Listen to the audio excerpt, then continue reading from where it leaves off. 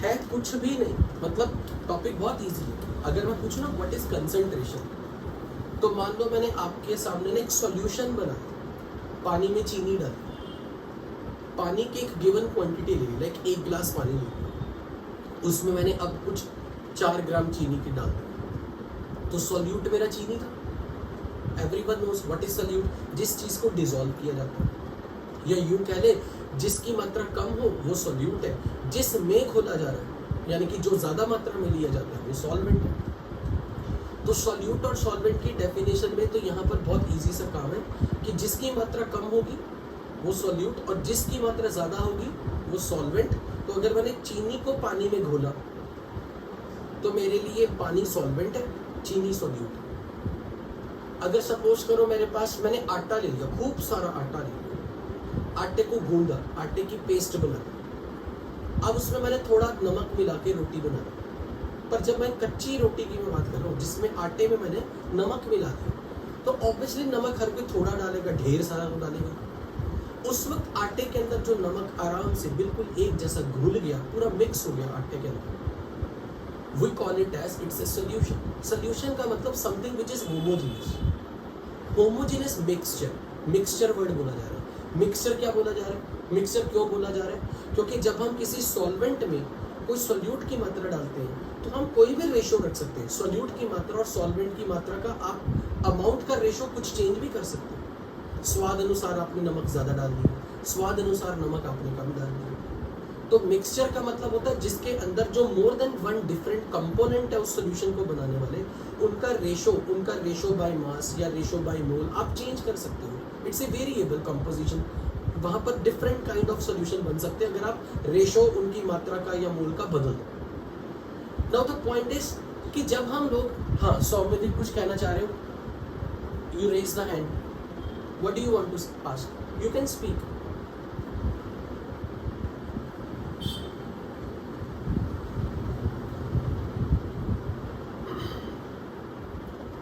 Sorry Deep, जब तक मैं फिनिश ना करूं तब तक मुझे बीच में ऐसे मत टोकियो, पहले मुझे कंप्लीट करनी है, ठीक है? मैं आऊंगा इस पॉइंट पे, डोंट वरी अबाउट दिस। तो जब तक हम यहाँ पर मोल कंसेप्ट में कंसंट्रेशन की बातें करने वाले हैं, it's a purely numerical topic. हम इसमें करेंगे क्या, मैं आपको एक गिवन क्वांटिटी ऑफ सॉल्वेंट दे दूंगा, मैं आपको बोल दूंगा 4 लीटर पानी, मैंने फिक्स कर दिया। अब मैंने उसके अंदर 5 ग्राम चीनी डाल दी, तो मैंने जो यूनिट्स बोले ना, चीनी की मात्रा के लिए ग्राम और पानी की मात्रा के लिए मैंने उसका वॉल्यूम बताया, मास नहीं बताया। तो डिपेंडिंग ऑन कि मैं सॉल्वेंट की मात्रा को कौन से यूनिट्स में एक्सप्रेस कर रहा हूँ और सॉल्यूट की मात्रा को किस यूनिट्स में एक्सप्रेस कर रहा हूँ, यहाँ पर खूब सारी कंसंट्रेशन टर्म्स हैं। कंसंट्रेशन टर्म का मतलब होता है आप सॉल्यूट की मात्रा को सॉल्वेंट की मात्रा के साथ रिलेट करके बता रहे हो। फॉर एग्जाम्पल मान लो मैं चाय बना रहा हूँ और आप में से किसी को मैंने चाय दी और आपने कहा सर बड़ी अच्छी बनी, कैसे बनाई? तो मैंने कहा कि एक काम करो, मैंने ना 2 कप पानी लिया, यानी कि मैंने पानी की मात्रा ऐसे नहीं बताई कितने लीटर पानी लिया या कितने ग्राम लिया, मैंने ऐसे बताई 2 कप पानी। अब कप का साइज कितना कुछ भी हो सकता है, तो आप एज्यूम कर रहे हो कि रफली कप इस स्मॉल साइज कप, तो 2 कप पानी लिया। फिर उसमें आपने मेरे से पूछा आपने पत्ती कितनी डाली, मैंने कहा 2.4 इंटू 10⁻23 मॉलिक्यूल्स ऑफ चाय पत्ती। अब हम डेली लाइफ में तो ऐसी भाषा यूज नहीं ना करते, पर मैंने चाय पत्ती की मात्रा को बताने के लिए एक नई लैंग्वेज यूज की। अगर यही कोई नॉर्मल इंसान होता वो कहता 1 टेबलस्पून चाय पत्ती, यानी कि आप चाय की पत्ती की मात्रा पानी के कप में किस हिसाब से बता रहे हो। पहले तो चाय की पत्ती की मात्रा और सॉल्वेंट की मात्रा बताना, इस एक तरीके से ये कंसंट्रेशन का मतलब होता है to express the quantity of solute in a given quantity of solvent. एक सॉल्वेंट की फिक्स्ड क्वांटिटी में आप सॉल्यूट की मात्रा कैसे एक्सप्रेस कर रहे हो, how much solute you are dissolving in a given quantity of solvent, that we call it as concentration. पर अब आप उस मात्रा को बताने के लिए यूनिट क्या लोगे, ये आपकी चॉइस है। आपने चाय की पत्ती के लिए बोल दिया 1 टेबलस्पून, किसी ने बोल दिया 1 ग्राम, किसी ने बोल दिया 4.2 इंटू 10⁻24 मॉलिक्यूल। तो डिपेंडिंग ऑन कि आप सॉल्यूट की मात्रा को सॉल्वेंट की मात्रा से रिलेट करने के लिए आप कौन सी यूनिट्स यूज कर रहे हो। So there are many concentration. But अगर कोई आपसे पूछे what is concentration term, to express composition of solution, solution के अंदर सॉल्यूट और सॉल्वेंट की रिलेटिव मात्रा को बताने का तरीका है। अब जब हम बात करते हैं कि सॉल्यूट किसको बोले, सॉल्वेंट किसको बोले, तो आइडियली जो हम ये डेफिनेशन रखते हैं ना कि अगर जिस सॉल्यूट वो होगा जिसकी मात्रा कम होगी और सॉल्वेंट वो होगा जिसकी मात्रा ज्यादा होगी। अब क्वेश्चन यहाँ पे उठेगा कि मात्रा आप किस चीज के लिए बोल रहे हो, क्या आप ये कहना चाह रहे हो अगर सॉल्यूट जितने ग्राम होगा उतने ग्राम सॉल्वेंट, तो आइडियली तो ऐसे ही होना चाहिए। ग्राम्स में अगर मैं बात करूं तो सॉल्यूट की मात्रा ग्राम्स में कम होगी, सॉल्वेंट की मात्रा ज्यादा होगी।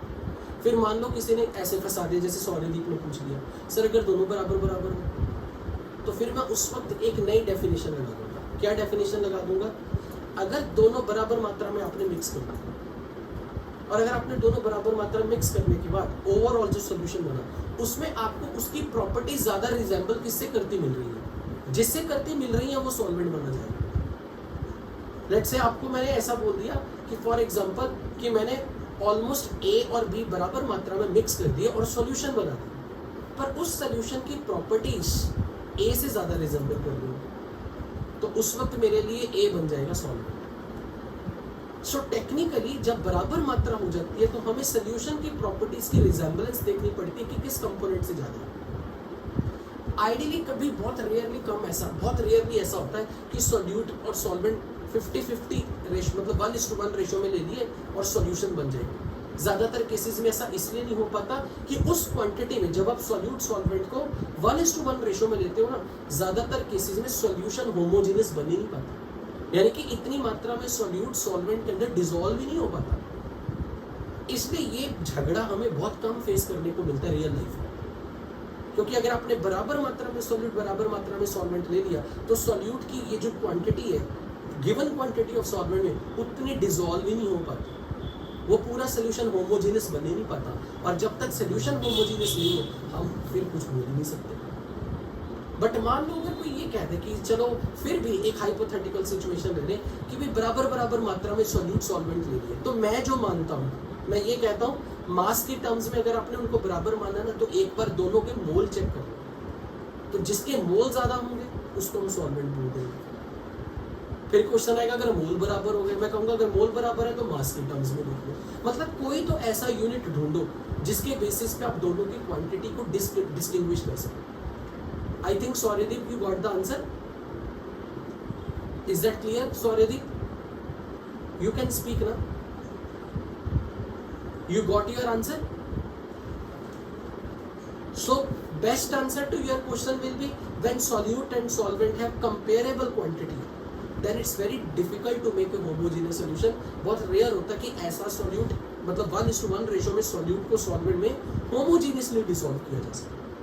बट आई थिंक मतलब जो हमारा जो मेन टॉपिक है कंसंट्रेशन टर्म्स का which will be like more like mathematical और numerical based, तो इसमें आपको ये चीज समझनी चाहिए कि सॉल्यूट की मात्रा को सॉल्वेंट की रिस्पेक्ट में हमें जो बताने का तरीका है वो कौन कौन से तरीके हैं और उनको कैलकुलेट कैसे करते हैं। बट आई थिंक इस टर्म में किसी को कंफ्यूजन तो नहीं, what is solute what is solvent. अगर एक जनरल लैंग्वेज में मैं पूछूं कि सॉल्यूट क्या है तो आप क्या बोलोगे, जिसको घोला जा रहा है या जिसमें घोला जा रहा है, और सॉल्वेंट वो जिसके अंदर डिसॉल्व किया जा रहा है, जिसमें मिलाया जा रहा है, राइट। एक जनरल एक एज ए लेमैन की तरह। बट यूजुअली जिसकी क्वांटिटी कम होगी वो सॉल्यूट और जिसकी क्वांटिटी ज्यादा होगी वो सॉल्वेंट, राइट। ओके नाउ अब हम कंसंट्रेशन टर्म्स में क्या क्या पढ़ने वाले, दो तरह की कंसंट्रेशन टर्म्स पढ़ेंगे, mass dependent and volume dependent.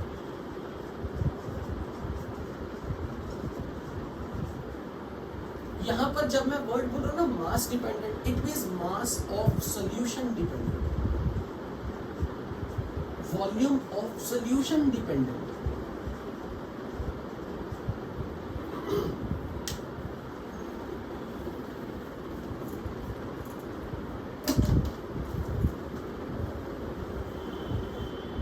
So we will learn about few concentration term, percentage weight by weight, इसको ऐसे भी लिखते हैं परसेंटेज बाय मास, ऐसे भी लिखते हैं। इसको रिप्रेजेंट करने का तरीका ये है मास फ्रैक्शन,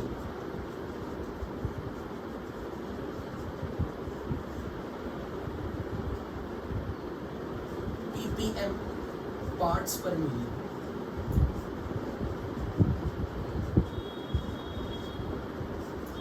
पीपीबी पार्ट्स पर बिलियन,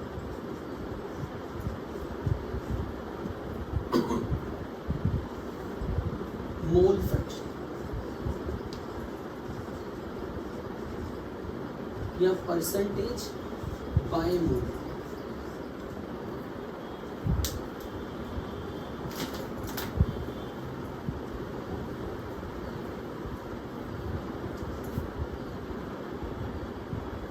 और वॉल्यूम डिपेंडेंट में हम लोग पढ़ेंगे मोलैरिटी, स्ट्रेंथ, नॉर्मेलिटी आप अभी नहीं पढ़ने वाले, कुछ टाइम बाद पढ़ोगे। और इनके units moles per litre, grams per litre, and one important term here is molarity. इसका सिंबल है स्मॉल m और इसकी यूनिट्स हैं मोल्स पर केजी।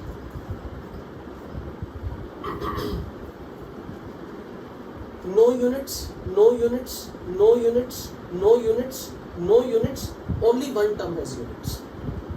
यूनिट्स हैं, बिल्कुल यूनिट्स हैं, इसके भी यूनिट्स हैं, इक्विवेलेंट्स पर लीटर।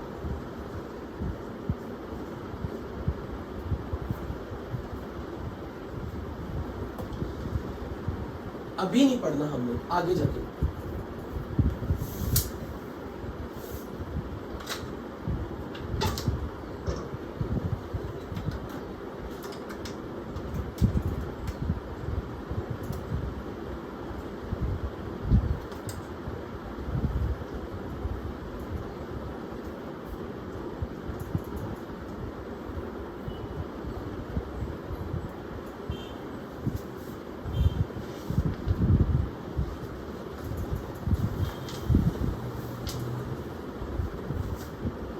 बिल्कुल अभी स्टार्ट हो।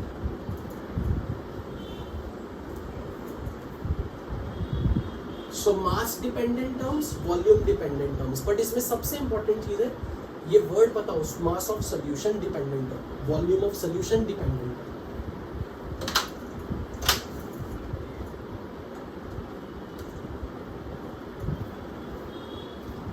साउंड क्या कम आ रहा है क्या?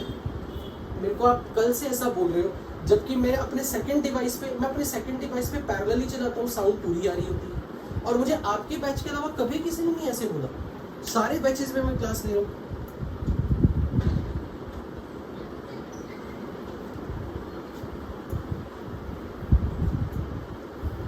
अब देखो एक बार, हेलो, अब ठीक है?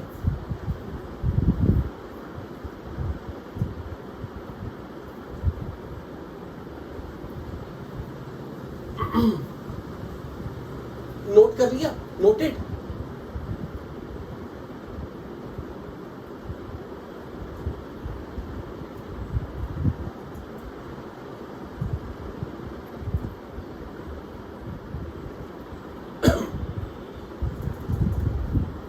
मतलब मैंने अभी कुछ भी नहीं, बस बोला ये टर्म्स है जो हम पढ़ने वाले हैं। तुमने अभी ज्वाइन किया क्या?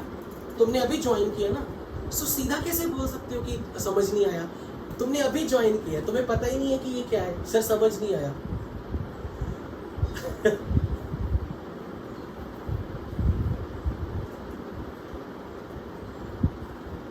मैंने अभी तक कुछ भी नहीं समझाया, मैंने जस्ट अब ये बताया कि मैं ये टर्म्स पढ़ाने लगा।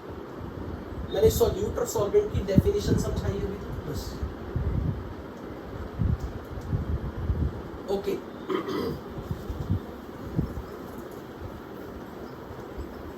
अब पहले ना, आप अगर एक टेक्निकली मैं नॉर्मल टीचर की तरह पढ़ाऊं तो मैं आपको इसके फॉर्मूले लिखाऊंगा, पर मैं नहीं वैसे फॉर्मूले दूंगा। क्योंकि इतने सारे फॉर्मूले by the end of 2 years physical chemistry के इतने फॉर्मूले हो जाएंगे, तो हम कोशिश करेंगे कि हमें कम से कम फॉर्मूलेज याद रखने पड़े, हम लॉजिकली सोच के आंसर्स निकालेंगे। मान लो मैं आपको एक ऐसा बोलूं कि मेरे पास ना 30 ग्राम शुगर और इसको मैंने 150 ग्राम वाटर में मिक्स कर दिया, तो इस डाटा के बाद आप मुझे बता सकते हो सॉल्यूट कौन होगा, सॉल्वेंट कौन होगा? शुगर विल बी सॉल्यूट, बिल्कुल, और ये सॉल्वेंट।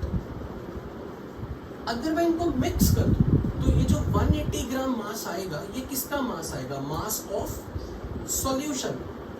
अब देखो यहाँ पर एक स्टूडेंट ने कितना अच्छा आंसर से बोला, sir mass of sugar solution. इसका मतलब मैं बताना चाहिए कि सॉल्यूशन में क्या घोला है आपने। मास ऑफ सॉल्यूशन तो किसी का भी हो सकता है। अब एक बात बताओ, मैं अगर आपको लॉजिकली ये बोलूं कि ना एक फॉर्मूला है, क्या फॉर्मूला है? Mass of solute plus mass of solvent is equal to mass of solution. तो क्या ये सेंसफुल है कि मैं आपको फॉर्मूला दिखाऊं? मास of solute plus mass of solvent is mass of solution. आपका क्वेश्चन होना चाहिए सर ये तो अंडरस्टूड है। अब अगर इसमें मैं आपसे ये पूछूं कि इस पूरे सॉल्यूशन के मास में सॉल्यूट की मास की परसेंटेज कितनी है, अगर मैं ये बोलूं कि what is the percentage by mass of sugar, तो आप क्या बोलोगे? शुगर का मास आप ऊपर रखोगे न्यूमरेटर में, नीचे रखोगे पूरे सॉल्यूशन का मास इनटू 100, जिसको आप बोलोगे कि 30 बाय 150 बाय 180 इनटू 100। यही करोगे ना? पूरे सॉल्यूशन के मास में सॉल्यूट के मास के परसेंटेज, ये आपकी पहली टर्म थी, परसेंटेज बाय मास। मैंने लिखवाई थी ना percentage by mass. Percentage by mass word का मतलब क्या है? सॉल्यूट का मास डिवाइड बाय सॉल्यूशन का मास इनटू 100। ये उसका फॉर्मूला है। पर ये फॉर्मूला नहीं, ये तो मैथ्स की वो जनरल सेंस है जो आप 9-10 से पढ़ते हो कि अगर दो चीजों के अलग अलग क्वांटिटी हमें पता हो, जिसका टोटल हमें पता है, तो इसकी परसेंटेज कैसे निकालेंगे, इसकी परसेंटेज कैसे निकालेंगे। अब हमने परसेंटेज किस चीज की निकाली? दोनों के मास की। शुगर के मास की परसेंटेज, वाटर के मास की परसेंटेज। तो जब आप मास की परसेंटेज निकाल रहे हो कि शुगर की मात्रा सॉल्यूशन की मात्रा के साथ, आप परसेंटेज के टर्म्स में उनके मास की रेशियो लेके 100 से मल्टीप्लाई करके दिखा रहे हो, we call this number as, मैं इसको ऐसे दिखाया करूंगा केमिस्ट्री में, परसेंटेज W/W ऑफ शुगर, और साथ में लिखूंगा शुगर सॉल्यूशन। तो आपने खुद यहां से समझना कि सॉल्यूशन शुगर का है जिसमें शुगर प्लस वाटर। जब तक क्वेश्चन में कुछ नहीं कहा सॉल्वेंट इज वाटर, तो आप ये बोलोगे सॉल्यूशन का मास जितना भी क्वेश्चन में दिया है उसमें सॉल्यूट का मास अगर आपको पहले से पता है तो बहुत अच्छी बात है, नहीं तो सॉल्वेंट का मास दिया होगा तो क्या आप सॉल्यूट का मास निकाल लोगे? अगर सॉल्यूशन का मास दिया हो और सॉल्वेंट का मास भी दे दिया जाए, सॉल्यूट का मास नहीं दिया, तो निकल सकता है ना सब्ट्रैक्ट करके। अब यहाँ पे अगर कोई पूछे कि इसकी डेफिनेशन वाइज अगर मैं बात करूं तो मैं इसको ये बोल सकता था, ध्यान से समझना, अगर मुझे इस रेशो पे जाना है, इस आंसर पे जाना, क्या मैं यूनिटरी मेथड इस तरीके से बोल सकता हूं कि भाई 180 ग्राम सॉल्यूशन में in 180 gram solution we have 30 gram sugar, then in 100 gram solution how much sugar will be there. तो आप क्या करते हैं? अगर 180 ग्राम सॉल्यूशन में 30 है, 30 बाय 180 इंटू 100, क्या ये यही आंसर होता? तो अगर कोई मुझे कह देना कि परसेंटेज बाय मास की डेफिनेशन क्या है, मैं बोलूंगा परसेंटेज बाय मास हमें ये बताता है कि अगर सॉल्यूशन 100 ग्राम का होता तो उसमें सॉल्यूट कितना। क्या आपके पास सच में सॉल्यूशन 100 ग्राम का? आपके पास तो सॉल्यूशन 100 ग्राम का नहीं है ना। तो अगर कोई हमसे ये कहते कि परसेंटेज बाय मास की डेफिनेशन बताओ, मैं कहूंगा परसेंटेज बाय मास शुगर की मात्रा, क्योंकि ये जो आंसर आएगा कि 100 ग्राम सॉल्यूशन में कितने ग्राम शुगर है, तो ये 100 ग्राम सॉल्यूशन में जो सॉल्यूट की मात्रा होती है उसको हम बोलते हैं percentage by mass. I think this is very clear to everyone. So percentage by mass और percentage weight by weight is quantity of sugar, quantity of solute dissolved in 100 gram solution. पर पहले यहां पर इस डेफिनेशन से मुझे ये बताओ, क्या आपका सॉल्यूशन सच में 100 ग्राम है? सॉल्यूशन का मास कुछ भी हो सकता है। A given quantity of solution has some quantity of solute, तो आप यूनिटरी मेथड लगा रहे हो कि 100 ग्राम में कितना होगा, तो आपको पता होना चाहिए सॉल्यूट का मास, यानी कि सॉल्यूट का मास न्यूमरेटर में रख के नीचे सॉल्यूशन का मास रख के इनटू 100 कर, this is percentage weight by wait. अब अगर मैं यहाँ पर इसमें से 100 फैक्टर हटा दूं, 100 फैक्टर हटा दूं, ये एक रेशो बन गई, सिंपल रेशो किसकी, सॉल्यूट के मास की divide by total mass of solution. This ratio is called mass fraction of sugar. Mass fraction term लिखा ही ना मैंने कंसंट्रेशन टर्म में कॉलम नंबर 1 में, mass fraction percentage by mass। तो what is mass fraction? It is simply the ratio, किसका ratio, उस component के मास की रेशो जिसके लिए आप सोल्यूट की क्वांटिटी को एक्सप्रेस करने के लिए सोल्यूट का मास डिवाइडेड बाय पूरे सोल्यूशन का मास। यानी कि अगर मैं परसेंटेज बाय वेट आपको अगर दे देता हूं ना, लेट्स से 60%, तो 60% को सिंपल 100 से डिवाइड कर दो, यानी कि 0.6 विल बी मास फ्रैक्शन। बोलो ये बात सबको समझ लगी जो मैंने अभी ये बोली, कि अगर मैं ये वर्ड बोलूं कि भाई मैंने आपको ऐसे बोल दिया 30% wait by weight urea solution,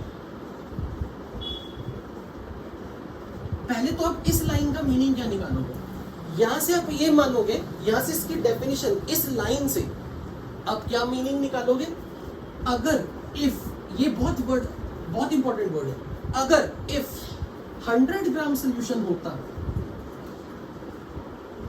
तो उसमें 30 ग्राम यूरिया होता,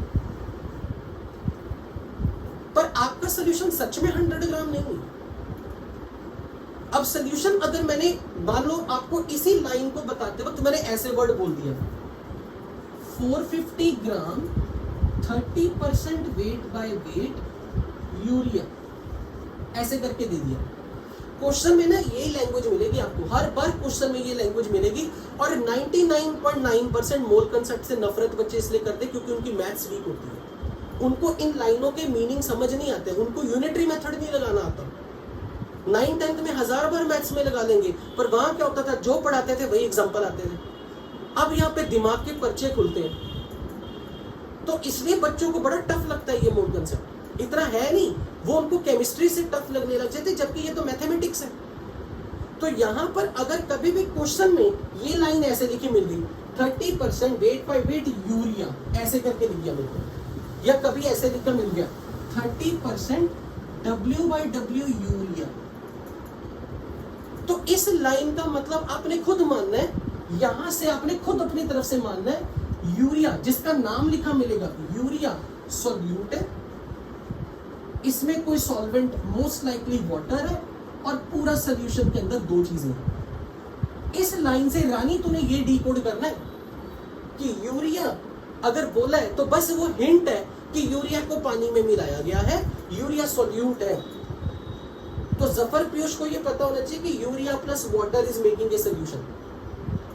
अब उस सोल्यूशन का टोटल मास अगर क्वेश्चन में नहीं दिया, बस परसेंटेज वेट बाय वेट दिए, तो आप अपनी तरफ से मान लोगे, एज्यूम करोगे, सच नहीं है, एज्यूम करोगे कि 100 ग्राम सोल्यूशन में 30 ग्राम यूरिया।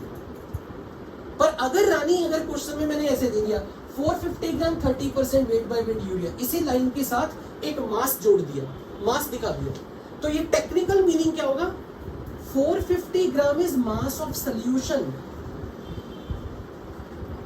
ये मास ऑफ सोल्यूशन है।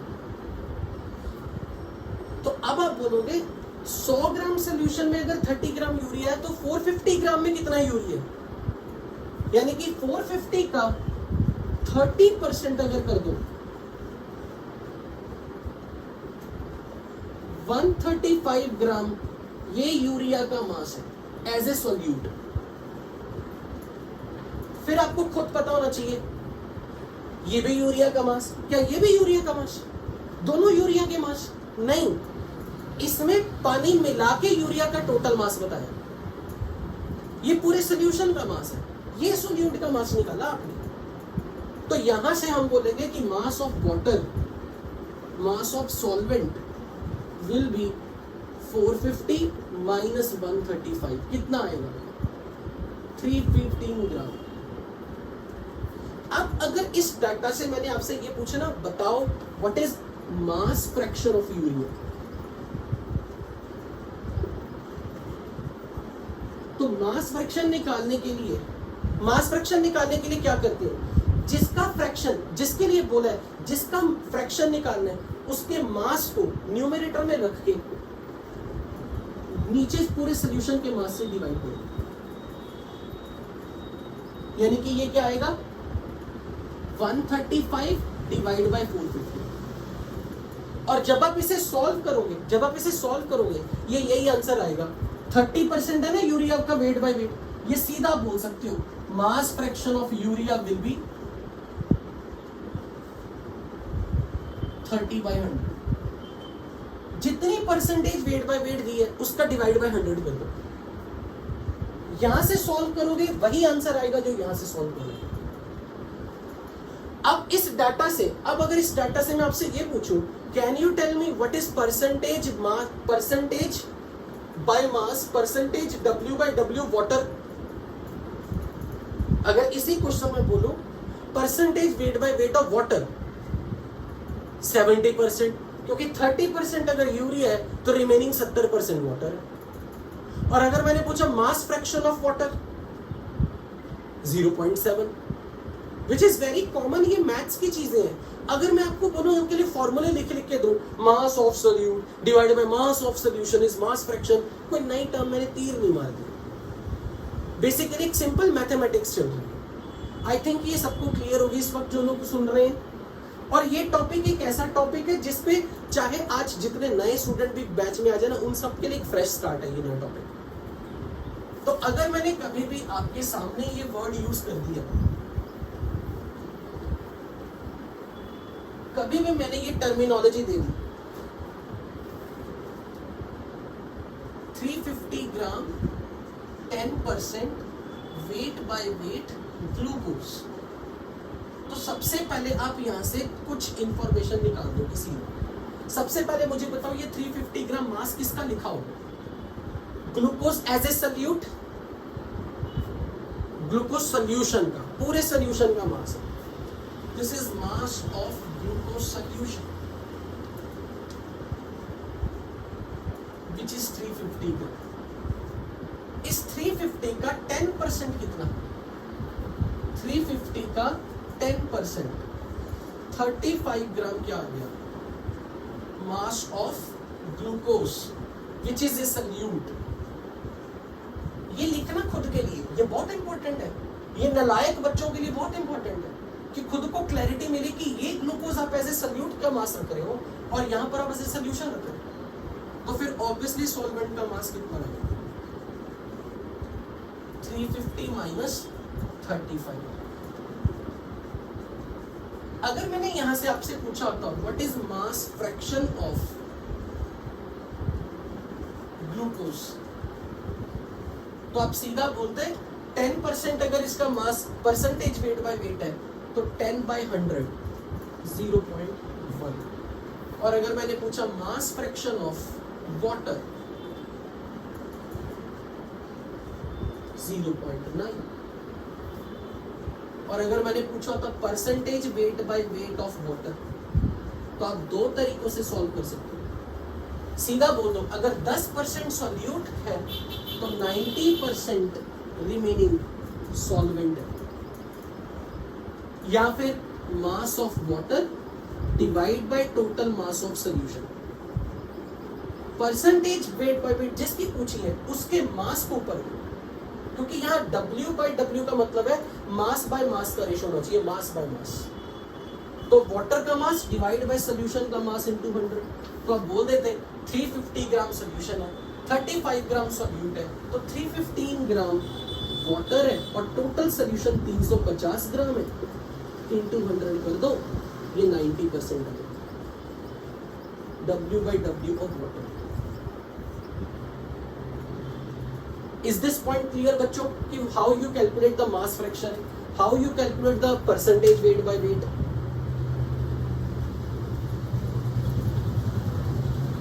अगर मेरे पास ये मास फ्रैक्शन टर्म आ गई, मान लो किसी तरह आपने मास फ्रैक्शन ढूंढ ली, तो इसका मुझे एक बात बताओ, अगर मुझे किसी का भी मास फ्रैक्शन चाहिए, let's say mass fraction of fructose, मैंने ऐसे बोला, तो आपको कौन से दो टर्म्स का रेशो लेना?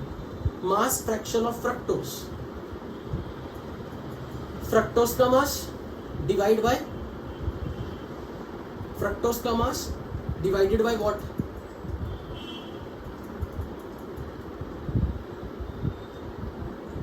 हाँ बोलो। अच्छा अभी, हाँ ठीक है, मेरी तरफ से भी हुआ था 1 मिनट, कुछ मिनट के लिए, अब तो ठीक हो गया होगा। हाँ, तो फ्रक्टोज, मैं बोल रहा था कि अगर मान लो हमें मास फ्रैक्शन ऑफ फ्रक्टोज चाहिए, मैंने ये बोला मास फ्रैक्शन ऑफ फ्रक्टोज, इसका मतलब मैं कौन से दो नंबर का रेशो चाह रहा हूं? फ्रक्टोज का मास डिवाइडेड बाय पूरे सोल्यूशन का मास, यानी कि फ्रक्टोज एज ए सोल्यूट का mass divided by total solution का मास, वो रेशो मिलेगी मुझे मास फ्रैक्शन। अगर आपको किसी भी सोल्यूट के लिए मास फ्रैक्शन मिल जाए, मास फ्रैक्शन ऑफ ए कंपोनेंट, तो मैं अब इसको सीधा ये बोल सकता हूं, हाँ अब मैं इससे यहां से सीधी दो टर्म्स बना, मास फ्रैक्शन टर्म बहुत हेल्प करती है। अगर इस मास फ्रैक्शन को मैंने 100 से मल्टीप्लाई कर दिया, यानी कि यही चीज, ये मास फ्रैक्शन है, इसी का मास फ्रैक्शन इनटू 100 कर दो, तो ये बन गया percentage weight by weight of that component. अब इसी तरीके से मैं दो टर्म डिफाइन कर रहा हूं। अगर मैंने मास फ्रैक्शन को 10⁶ से मल्टीप्लाई कर दिया, this is called ppm, parts पर मिलियन।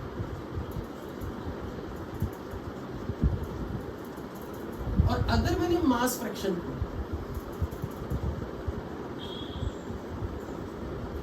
10⁹ से मल्टीप्लाई कर दिया, तो ये बनेगा पार्ट्स पर बिलियन।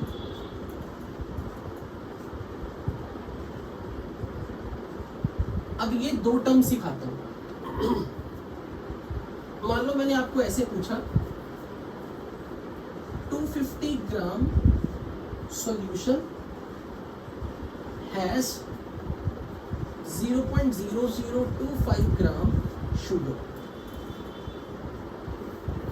तो अगर मैंने आपसे पूछा, सॉल्यूशन का मास भी दे दिया, शुगर का मास भी दे दिया, अगर मैंने आपसे पूछा बताओ what is percentage weight by weight of sugar, तो मैं बेसिकली आपसे ये पूछना चाह रहा हूं, इस लाइन का मतलब क्या है? इफ, बहुत इंपॉर्टेंट वर्ड, इफ, सच नहीं है ये, अगर कंडीशन के साथ है। इफ, अगर 100 ग्राम सॉल्यूशन होता तो उसमें कितने ग्राम सोल्यूट है? 100 ग्राम सॉल्यूशन में कितने ग्राम सोल्यूट है? तो आप यूनिटरी मेथड क्या लगाते हैं? 250 ग्राम में अगर इतना है तो 1 ग्राम में कितना होगा? तो फिर 100 ग्राम में निकालोगे यूनिटरी मेथड लगा के। आप क्या करोगे? 0.0025 को 250 से डिवाइड करके 100 से मल्टीप्लाई करके दोगे। तो अगर कोई आपसे ये पूछे 0.0025 by 250, ये नंबर क्या है? मास फ्रैक्शन, मास फ्रैक्शन ना, क्योंकि शुगर का mass divided by total solution का मास, ये मास फ्रैक्शन रेशियो है। इसको 100 से मल्टीप्लाई कर दो तो ये बन गई आपके पास परसेंटेज वेट बाय वेट। ये कहने के लिए फॉर्मूला है, पर हमारे कॉमन सेंस जिन स्टूडेंट्स के पास होते हैं उनको ये पता है कि ये कोई फॉर्मूला नहीं है, ये जनरल इंफॉर्मेशन है कि अगर 100 ग्राम का सोल्यूशन होता तो कितने ग्राम सोल्यूट, यानी कि सॉल्यूशन के 100 ग्राम में जितना सोल्यूट की मात्रा है उस नंबर को कहते हैं परसेंटेज वेट बाय वेट। अब अगर यही यहाँ पे मैं ये वर्ड बोल दूं, इसी डाटा से इफ 10⁶ ग्राम सॉल्यूशन होता तो उसमें कितने ग्राम शुगर होता? अगर इस डाटा से बोलो कि 250 ग्राम सॉल्यूशन में तो इतने ग्राम शुगर, तो फिर 10⁶ ग्राम सॉल्यूशन में कितने ग्राम सॉल्यूट है? तब आप क्या करते हैं? आप बोलते हैं 250 ग्राम में इतना है, तो 1 में कितना, तो फिर 10⁻⁶ में कितना, तो आप यही करते हैं ना 0.0025 डिवाइड बाय 250 इंटू 10⁻⁶। बेसिकली ये नंबर क्या था, ये नंबर क्या था, कौन सा फ्रैक्शन, मास फ्रैक्शन, क्योंकि आपने मास रखे हैं, यानी कि मास फ्रैक्शन को 10⁻⁶ से अगर मल्टीप्लाई कर दूं वो पीपीएम टर्म, यानी कि पीपीएम के बाद पीपीएम हमें क्या चीज बता रहा है, 10⁻⁶ ग्राम सोल्यूशन में सोल्यूट कितना है, यानी कि अगर सोल्यूशन 100 ग्राम का हो, अगर के साथ, इफ कंडीशन के साथ, अगर सोल्यूशन 100 ग्राम हो उसमें सोल्यूट कितना है, वो टर्म कहलाएगी percentage weight by wait.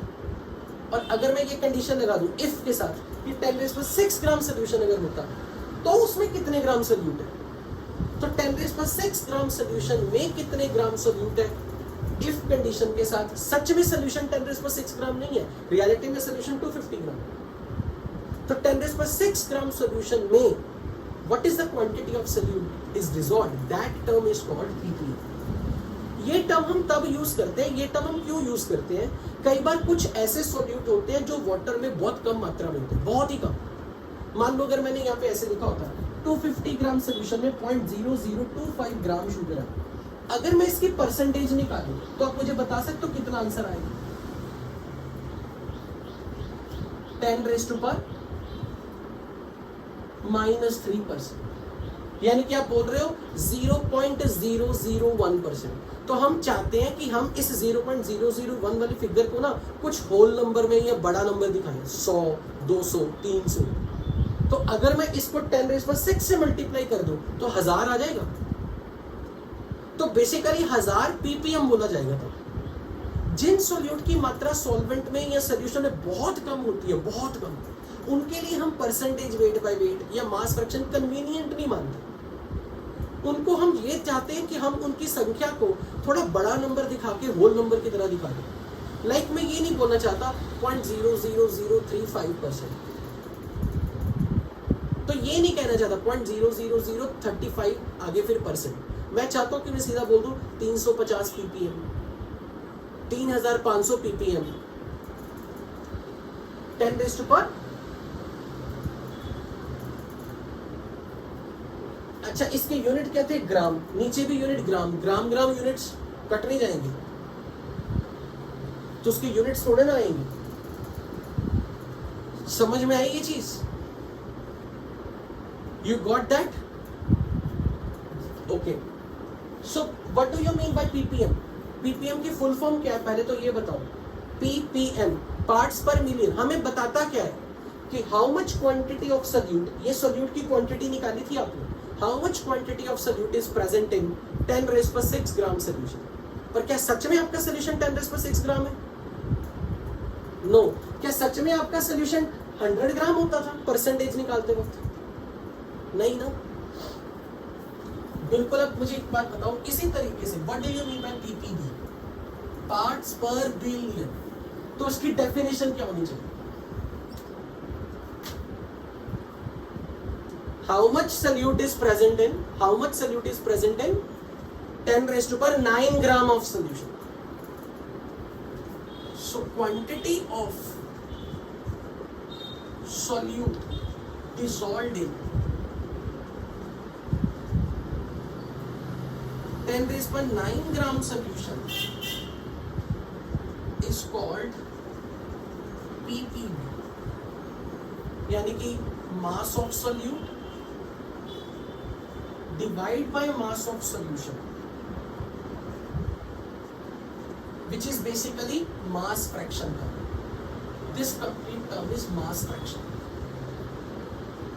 of solute into 10⁻⁴। हाँ जी, पूछो अपना doubt.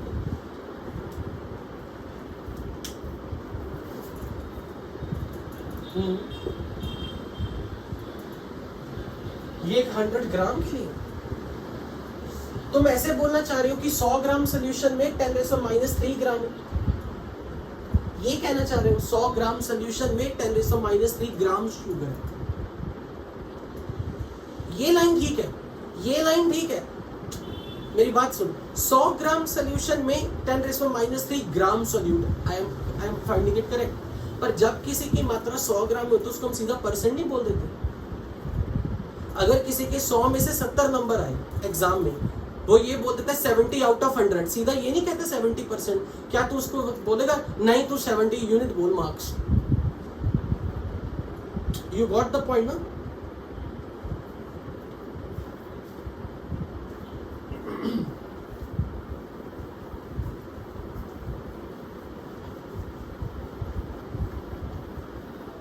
million, what do you mean by 10⁻⁶?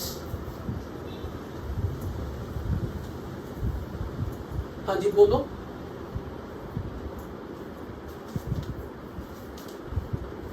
Okay, तो आपको I think percentage, weight by weight, mass fraction, PPM, PPV clear हो गया होगा।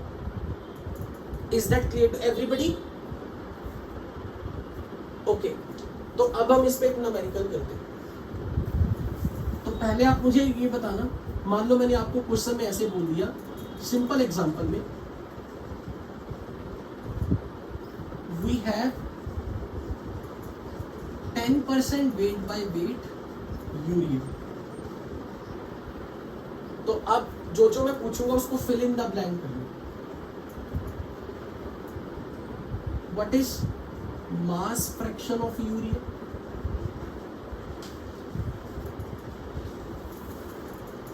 What is mass fraction of water? What is percentage weight by weight water? What is ppm for urea? And what is ppb of urea?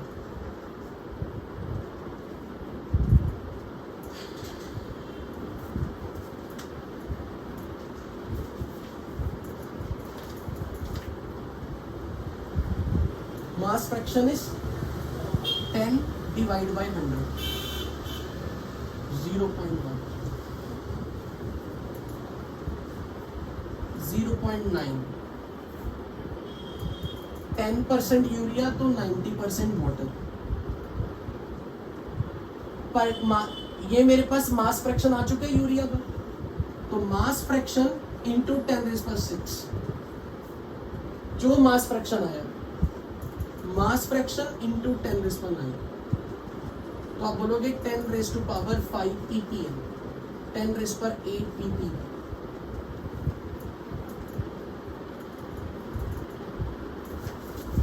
बोलो क्या क्या क्या? ये जितनी भी हम कंसंट्रेशन टर्म्स है ना, ये सॉल्यूट की मात्रा को एक्सप्रेस करने के लिए निकाली जा रही है। By the technically definition is quantity of solute dissolved in a solution is called concentration। तो हम कंसंट्रेशन जो भी होती है ना सॉल्यूट के रिस्पेक्ट में निकालते हैं। ऐसा नहीं कि आप उसको सॉल्वेंट के लिए कैलकुलेट नहीं कर सकते, आप कर सकते हो। लेकिन अब अगर मैंने इसी क्वेश्चन में थोड़ा सा चेंज कर दिया, 300 gram 20% weight by weight urea, तो पहले तो मुझे इस लाइन और इस लाइन में फर्क बताओ कि क्या मैंने आपको यहाँ पे ये बताया सॉल्यूशन का मास कितना है? तो सॉल्यूशन का मास कुछ भी हो सकता है। जब वो कुछ भी हो सकता है तो वो 50 ग्राम भी हो सकता है, 20 ग्राम भी हो सकता है, 100 ग्राम भी हो सकता है, 10 ग्राम भी हो सकता है, 1000 ग्राम भी हो सकता है। तो आप इसमें ये मान के चलोगे कि सॉल्यूशन का मास x ग्राम है, कुछ भी। अगर यहाँ पे मैंने सॉल्यूशन का मास मेंशन नहीं किया हुआ तो आप ये मान सकते हो कि x ग्राम इज सॉल्यूशन का मास। तो आप मुझे बताओ 10% सॉल्यूशन के 10% वेट किसका होगा? उस सॉल्यूशन का अगर x ग्राम है तो उसका 10% मास किसका होगा? किसका?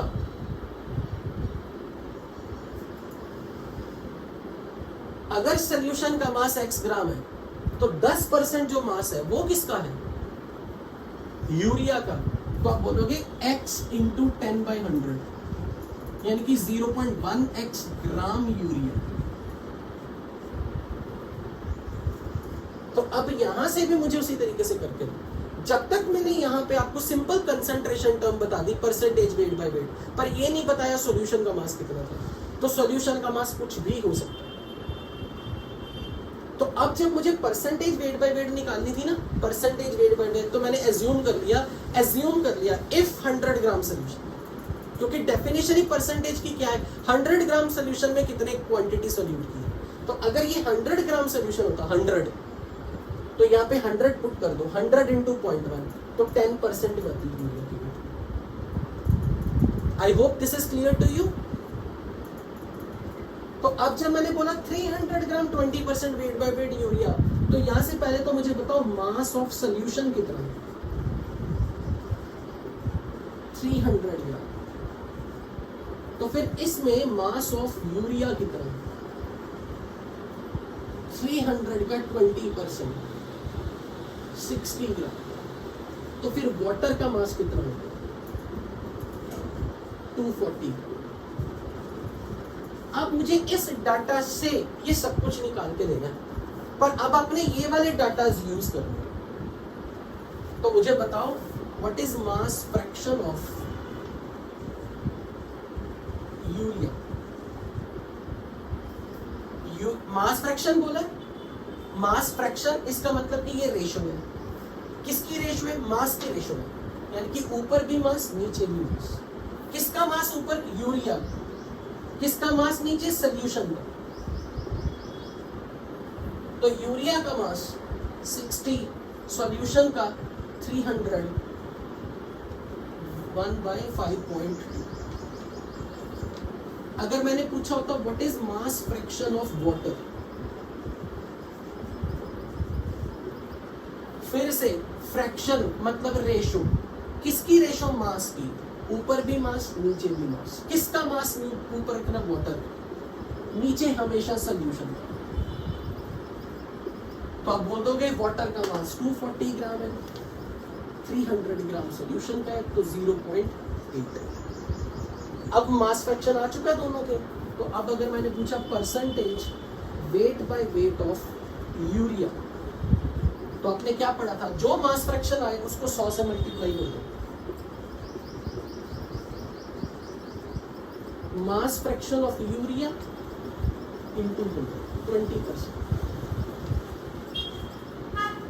अगर मैंने बोला what is PPM concentration of urea, what is PPM concentration of urea, 0.2 into 10⁻⁶, 0.2 into 10⁻⁶, which is 2 into 10⁵। तो अब आप मुझे ये बताओ, आपको mass fraction, percentage by mass, PPM PP का इंटर कन्वर्जन करना आ गया ना।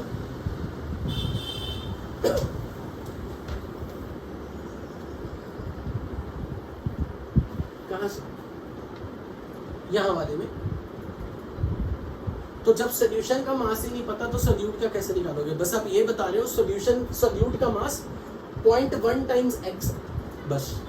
जब तक सोल्यूशन का मास नहीं मालूम तो आप सोल्यूट का मास भी नहीं बता सकते। लेकिन कंसंट्रेशन किसी की भी बता सकते हो, क्योंकि कंसंट्रेशन को रेशो से मतलब होता है। रेशो में तो इसका मास और इसका मास में x कट ही जाएगा। समझ में आई ये चीज। जिसने अभी पूछा था, कंसंट्रेशन में जब भी आप रेशो लेते हो mass of solute by mass of solution, तो x कट ही जाता है। तो हमें सिर्फ इस डाटा से ये सारी कंसंट्रेशन मिल सकती थी। बट अगर टेक्निकली पूछे सोल्यूशन का मास कितना, मैं कहूंगा नहीं पता, सोल्यूट का कितना नहीं पता। पर आप फिर ये पूछोगे ये क्या है, फिर मैं कहूंगा सोल्यूट और सोल्यूशन के मास का रेशो है। रेशो में बता सकता हूं। समझ में आई ये चीज। ओके, अब हम टर्म सीख रहे हैं मोल फ्रैक्शन।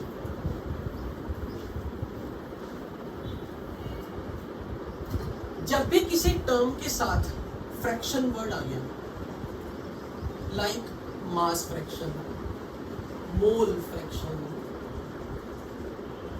वॉल्यूम फ्रैक्शन, किसी भी टर्म के साथ कोई ये टर्म आ गया, मास, मोल, वॉल्यूम, पीछे फ्रैक्शन, मतलब रेशो।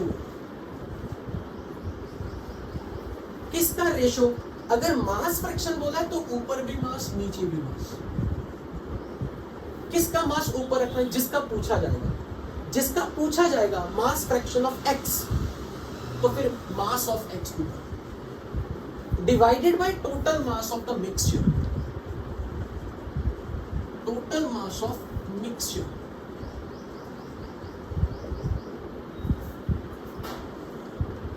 अगर मैंने पूछा मोल फ्रैक्शन ऑफ वाई,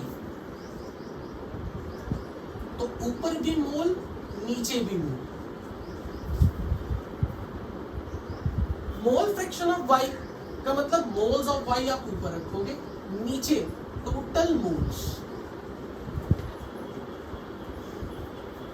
अगर मैंने बोला वॉल्यूम फ्रैक्शन ऑफ जेड, तो आप बोलोगे volume of G divide by total volume.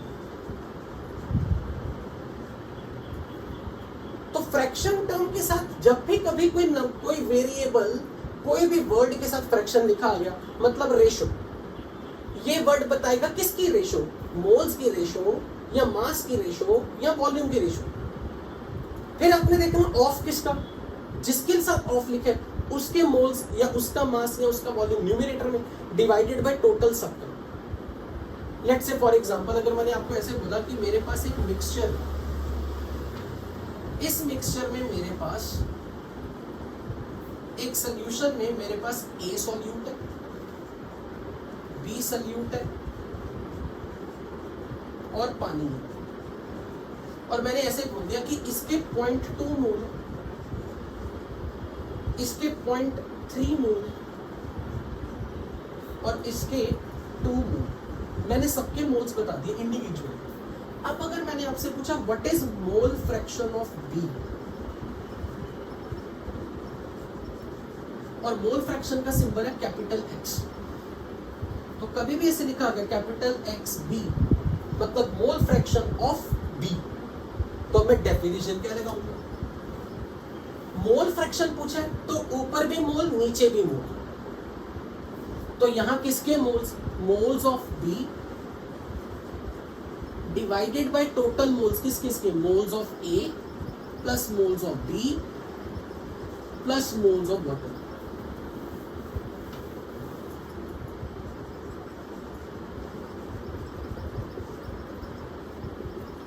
कितना आएगा?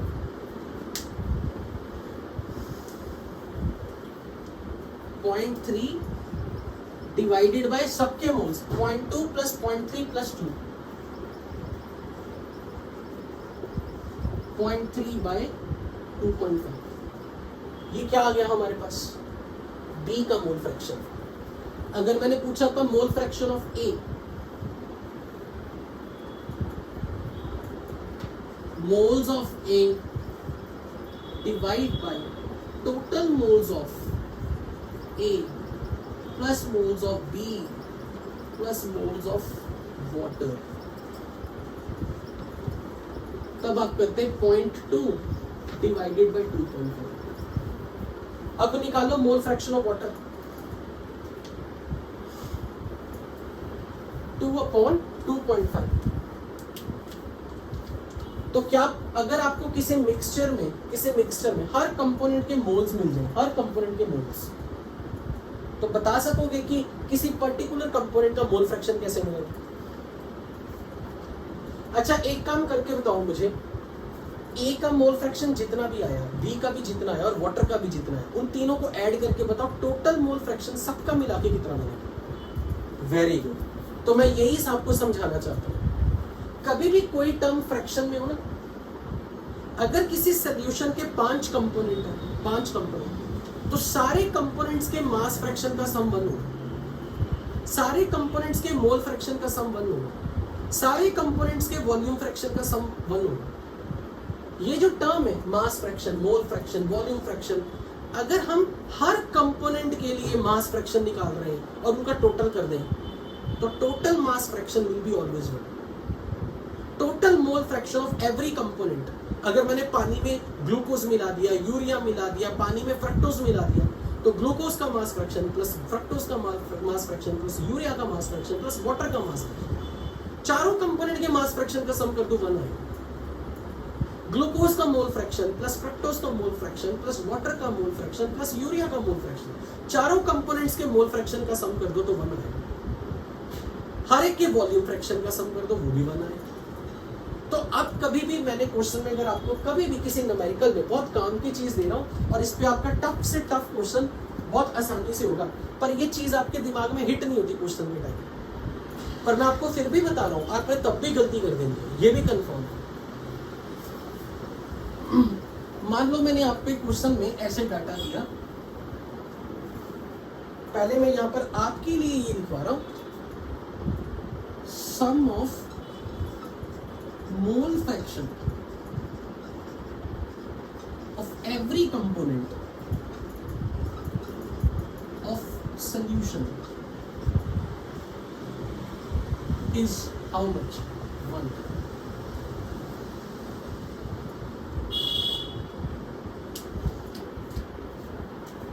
Sum of mass fraction of every component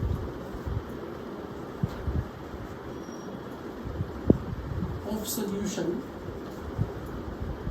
is 1. Sum of atom fraction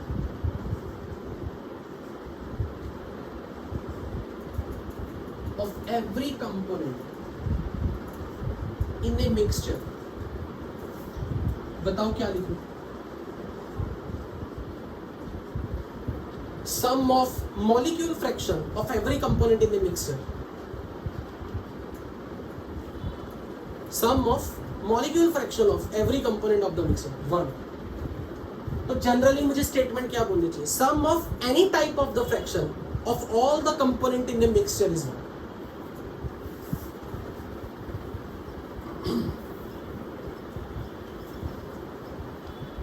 logically ये तू बताएगा मुझे एक बात बता, मान ले मेरे पास A का 2 ग्राम मास है और B की क्वांटिटी 3 ग्राम है और वाटर की क्वांटिटी 5 ग्राम है। सबसे पहले मुझे बता मास फ्रैक्शन ऑफ A कैसे निकालें?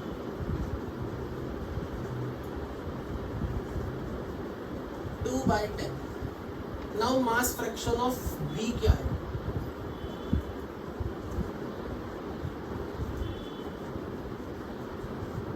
तो फिर मास फ्रैक्शन ऑफ वाटर भी निकालना आता है। अच्छा अब मुझे बताओ mass fraction of A 2/10 plus mass fraction of B 3/10, mass fraction of water 5/10, ये सम कितना है? क्यों आया आंसर? क्यों बताओ लॉजिकली क्या आया आपको? सबके मास का सम, सोल्यूशन जो है सोल्यूशन का टोटल मास तो 10 ही है। अब उसमें जब आपने हर कंपोनेंट का मास ऐड कर दिया तो न्यूमरेटर में भी क्या बन गया? Total mass of solution. नीचे भी सोल्यूशन का टोटल मास, तो कट के 1 ही तो आएगा। समझ आई या नहीं?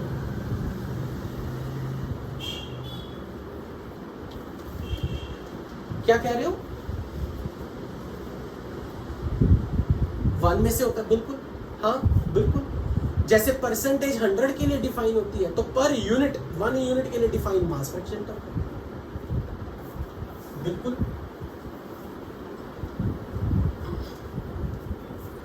याद कहाँ रहता है? हर चीज सबको पढ़ाई में याद रह जाए, ये बहुत कम पॉसिबल है। हमने ये टर्म उसमें भी की थी कुछ दिन पहले फ्रैक्शन में, जब स्टोइचियोमेट्री के न्यूमेरिकल कर रहे थे। ओके अब हम चल रहे हैं टर्म मोलैलिटी। मोलैलिटी की डेफिनेशन, इसका यूनिट है small M. Quantity of solute obviously in grams, simple quantity of solute in moles dissolved in 1 kg, अब ये फिक्स है 1 kg of solvent, वर्ड ध्यान में रखना, solvent, 1 kg is called molarity.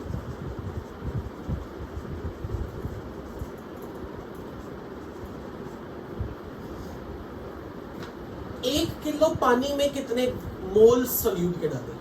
देसी भाषा में 1 किलो पानी में सॉल्यूट के कितने मोल हैं? जो सॉल्यूट के मोल, तुम्हें सॉल्यूट पता था कौन है? अभी तूने बोला 18 बाय समथिंग, तुझे पता है सॉल्यूट कौन है? फिर कुछ भी है नहीं। तो अगर 1 किलो पानी को फिक्स कर दो, 1 किलो पानी में जितने मोल सॉल्यूट के डाले वो मोलैलिटी है। अगर मेरे को किसी ने ऐसे बोला ना 1 किलो पानी में मैंने 2 मोल शुगर डाली, तो मैं बोलूंगा शुगर की मोलैलिटी 2 है। अगर किसी ने मुझे बोल दिया 1 किलो पानी में 0.5 मोल ग्लूकोज डाला, तो मैं बोलूंगा ग्लूकोज की मोलैलिटी 0.5 है। पर सॉल्यूट के मोल्स, सॉल्वेंट का मास, सॉल्वेंट के लिए मास, सॉल्यूट के लिए मोल्स, ये ध्यान में रखना। मान लो मैंने आपको क्वेश्चन में ऐसे दिया, in the 450 gram 10% weight by weight urea. सबसे पहले मुझे डाटा से तीनों चीजें बताओ, सॉल्यूशन का मास कितना है, यूरिया सॉल्यूट का मास कितना है, और वाटर का मास कितना है। इस डाटा से मास ऑफ सॉल्यूशन 450 ग्राम,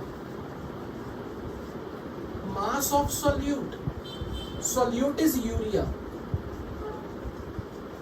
450 का 10% कर दो, 45 ग्राम। तो मास ऑफ वाटर भी निकल आएगा। 450 में से 45 सब्ट्रैक्ट करके 405 है। अब मैंने आपको अगर बोला बताओ मोलैलिटी ऑफ यूरिया, तो इसका मतलब मैं ये पूछ रहा हूं अगर सॉल्वेंट 1 किलो होता, रियलिटी में सॉल्वेंट 1 किलो नहीं है, अगर सॉल्वेंट 1 किलो होता, सॉल्वेंट तो रियलिटी में 405 ग्राम है, तो अगर इफ 1000 ग्राम सॉल्वेंट होता तो उसमें यूरिया के कितने मोल्स हैं, वो टर्म मोलैलिटी।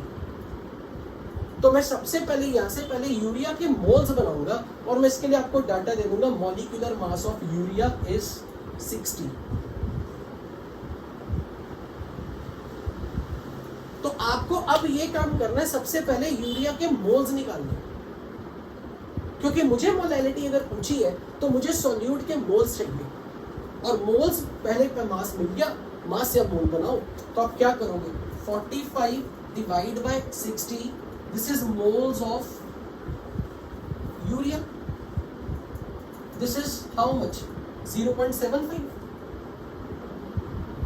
ये 0.75 मोल है, पर ये कितनी क्वांटिटी वाटर में, 405 ग्राम सॉल्वेंट, मुझे 1 किलो सॉल्वेंट में चाहिए। तो मैं ये बोल सकता हूं 405 ग्राम सॉल्वेंट में 0.75 मोल्स ऑफ यूरिया, तो फिर 1000 ग्राम वाटर, 1000 ग्राम सॉल्वेंट में कितने मोल यूरिया, क्योंकि 1000 ग्राम सॉल्वेंट यानी कि 1 kg सॉल्वेंट, तो 1 kg सॉल्वेंट में जो मोल आएंगे वो मोल शुगर ये के लिए क्या क्या लाएगी, मोलैलिटी, शुगर के रिस्पेक्ट में वो मोलैलिटी ऑफ सॉल्यूशन। तो आप बोलोगे 0.75 डिवाइड बाय 405 इनटू 1000, ये आपको क्या मिल गए, मोल्स। किसके मोल्स, यूरिया। पर ये यूरिया के वो मोल है जो 1 किलो पानी में है। पर क्या सच में पानी 1 किलो था? नहीं, सच में तो पानी 405 ग्राम था। तो अगर कोई मुझे ये कहते हैं कि मोलैलिटी कैलकुलेट कैसे करते हैं, तो मैं कहूँगा सिंपल काम है, मोल्स ऑफ सॉल्यूट न्यूमरेटर में रखो, यही तो किया, moles of solute divided by mass of solvent कर दो। सॉल्वेंट का मास 405 ग्राम था, पर ये ग्राम से मैं किलोग्राम बनाना था तो इनटू 1000 दिया। सॉल्यूट के मोल्स डिवाइड बाय 405 क्या था, मास ऑफ सॉल्वेंट, मल्टीप्लाई बाय 1000 कर दो, तो ये नंबर मुझे कहलाएगा मोलैलिटी।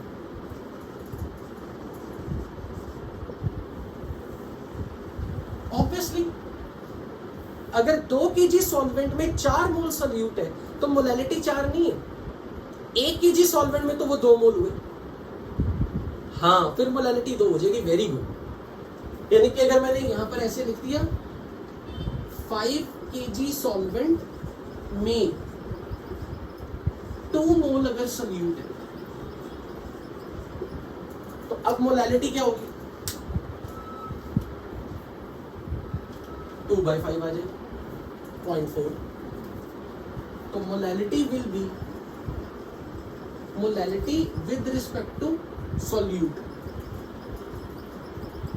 2 moles by 5। ऑब्वियसली आपने न्यूमरेटर में क्या रखा है? मोल, और डिनोमिनेटर में क्या रखा है? मास। तो उसके यूनिट्स क्या बन गए? मोल पर केजी। पर ये मोल किसके थे? सॉल्यूट के। ये किसका था? मास, सॉल्वेंट का। तो ये KG is representing mass of solvent, mole is representing moles of solute. अब किसी ने पूछा कि क्या ये हमें केजी में लेना? बिल्कुल, तभी तो ये 1000 आया। अगर ये ग्राम था तो उसे 1000 से डिवाइड करता ना, तो यहाँ पर किलोग्राम बनाने के लिए ये किलोग्राम में बन गया मास, तो ये 1000 न्यूमरेटर में चला गया। क्लियर है? तो मोलैलिटी की डेफिनेशन बताओ क्या है? मोलैलिटी की डेफिनेशन आप क्या सीखे? Moles of solute present in 1 kg solvent. Moles of solute present in 1 kg solvent. Do you really have solvent 1 kg? No.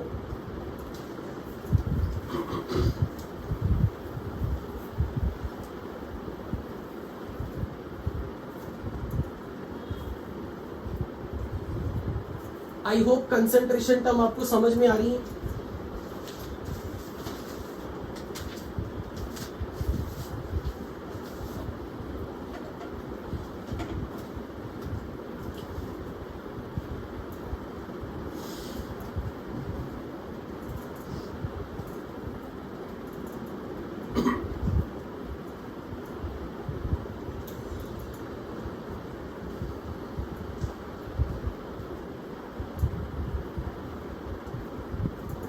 तो आप मुझे इस लाइन का मीनिंग बताओ। मैंने सिंपल ऐसे लिख दिया 0.2 मोलर ग्लूकोज, बस। इससे आप क्या मीनिंग निकालेंगे?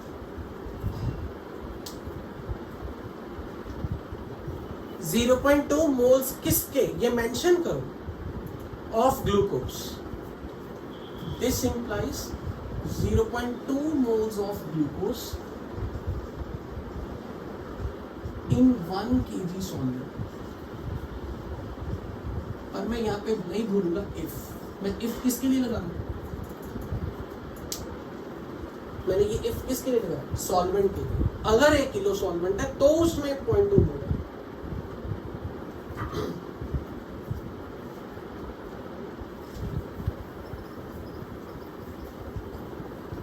तो अब मैं आपको हमेशा क्या करूंगा? डिफरेंट कंसंट्रेशन टर्म्स दूंगा। मान लो मैंने आपको मोलैलिटी दे दी, तो मैं मोलैलिटी से बोलूंगा सब कुछ निकालो, percentage by mass, mass fraction, ppm, PP. अगर मैंने आपको मास फ्रैक्शन दे दिया तो मैं कहूंगा सब कुछ निकालो। जस्ट ए मिनट बच्चों।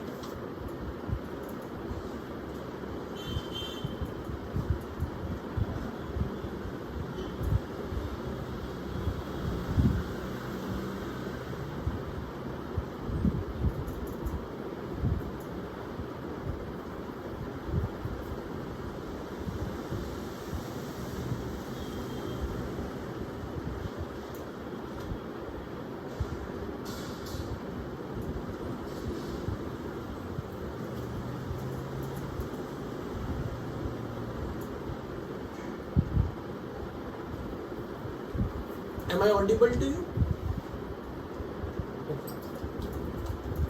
तो अब मैं आपको जो भी हमने कॉलम 1 में जितनी भी मास डिपेंडेंट टर्म्स पढ़ी थी, जितनी भी, पर मैं आपको रिकॉल कराना चाहता हूँ। यहाँ मास डिपेंडेंट टर्म किसके मास डिपेंडेंट टर्म है?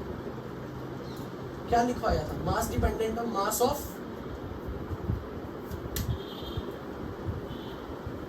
Of solution. जितनी भी टर्म्स हमने पढ़ी, molality, percentage weight by weight, mass fraction, mole fraction,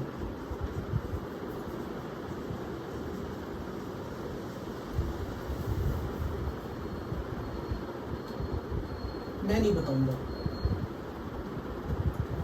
तेरे सामने कुछ लिखेंगे नहीं।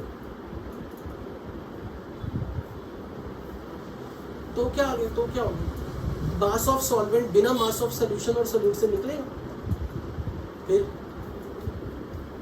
सो molality, percentage weight by weight, mass fraction, mole fraction, ppm and ppb। अब आपको क्वेश्चन किस टाइप के आएंगे, आपको एक टर्म दे दी जाएगी, एक टर्म सब बनाओ, बाकी उससे सब डिराइव करो।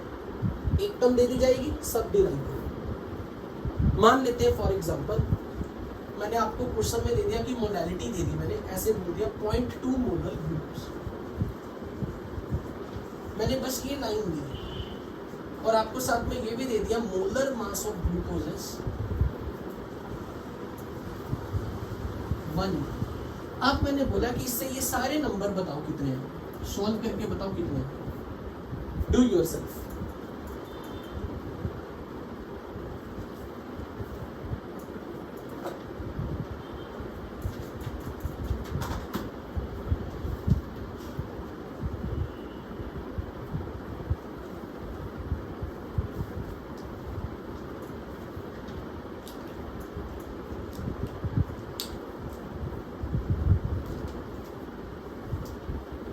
हाँ जी बोलिए। वेट के इशू, वेट पेशेंस रखा कर, थोड़ा आंसर बाद में दिया कर, बाकियों को भी तो कुछ करने दे, फटाफट बोलता है।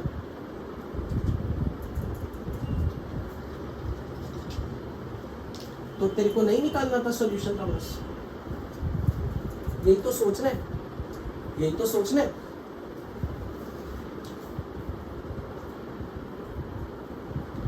कुछ नहीं बोलना किंशु, थोड़ा चुप रहा कर।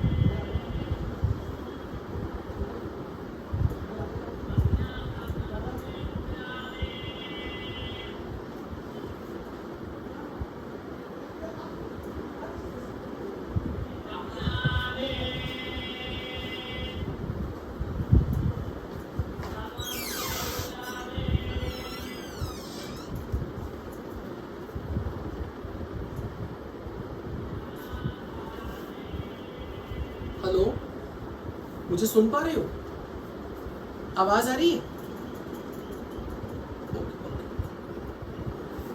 अब आ रही होगी,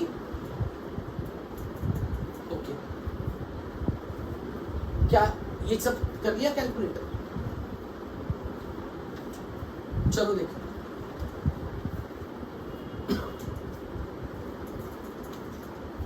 तो सबसे पहले मैंने इस डाटा से इंफॉर्मेशन निकाली, 0.2 मोल ग्लूकोज के हैं 1 kg सॉल्वेंट है,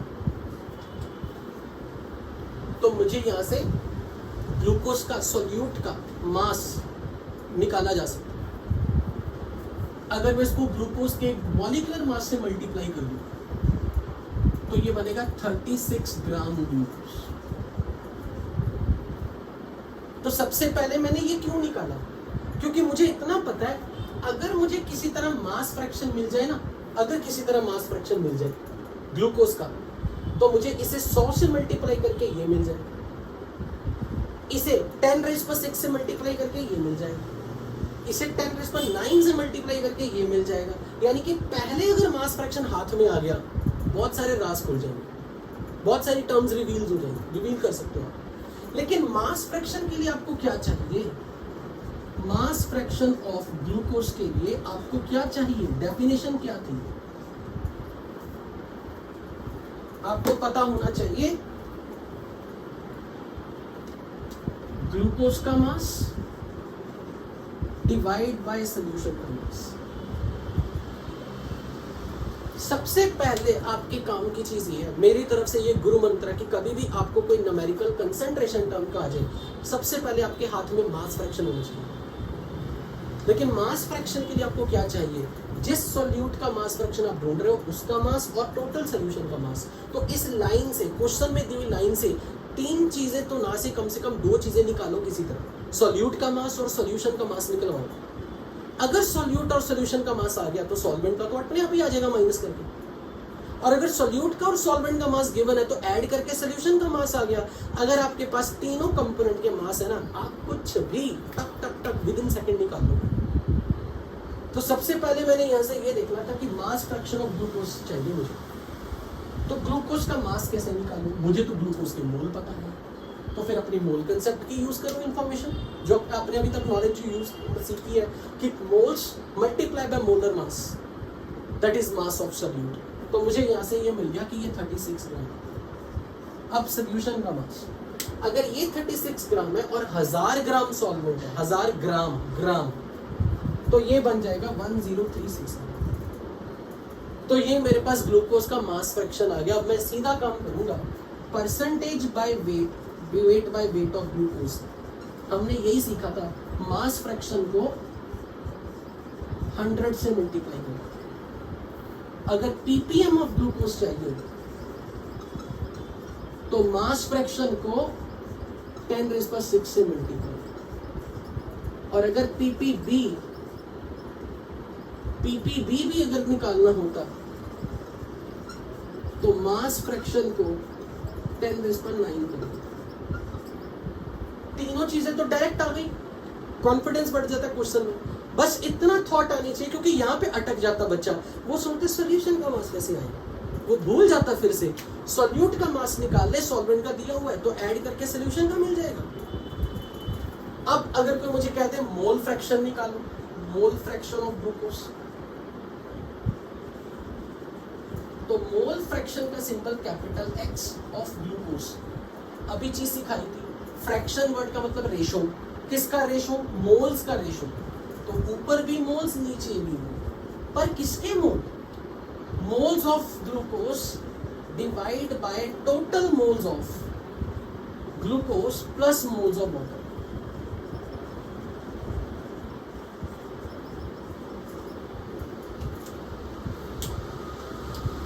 ग्लूकोज के मोल तो आपको रेडीमेड क्वेश्चन में दे दिए 0.2। अब सिर्फ आपको क्या चाहिए? सॉल्वेंट के मोल। अब सॉल्वेंट का मास पता है 1000 ग्राम। सॉल्वेंट का मास अगर 1000 ग्राम है, इसे सॉल्वेंट वाटर के 18 से मोलर मास से डिवाइड कर दो, ये मोल बन जाएगा। तो ये कितना बन जाएगा?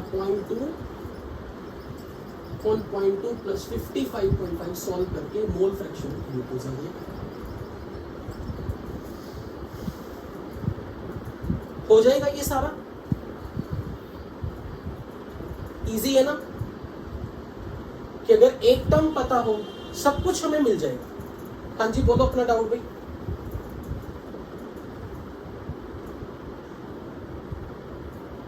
हाँ, जब तक क्वेश्चन में कुछ नहीं कहा।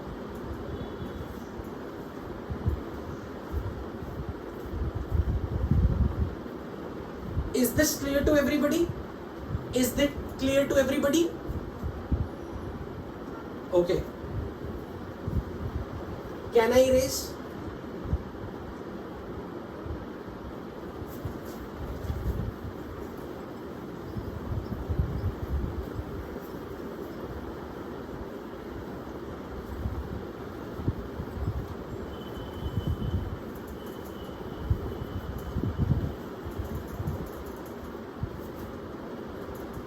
अब अगर मैंने ऐसे डाटा दिया, मोल fraction of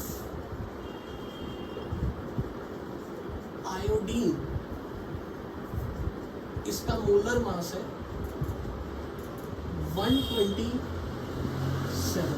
254 in benzene. Benzene is C6H6 और इसका molar mass 78 is 0.2. Calculate molality with respect to iodine. Calculate percentage weight by weight of iodine. Calculate mass fraction of iodine. करके दिखाओ.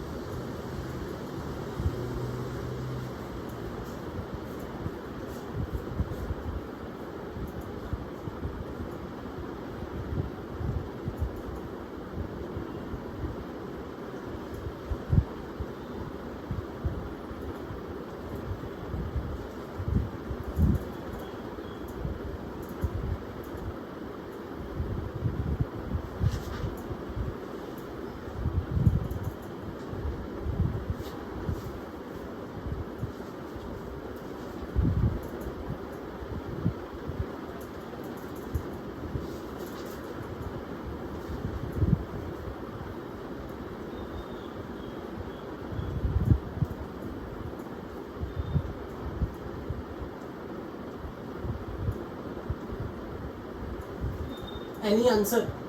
Kinshu? Okay.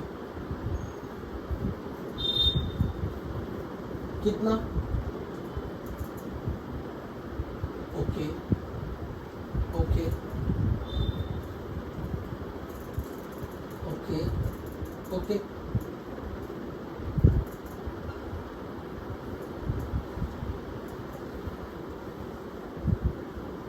बाकी बच्चे भी कुछ बताया करो. रानी तुझे समझ आ रहा है रानी क्लास में?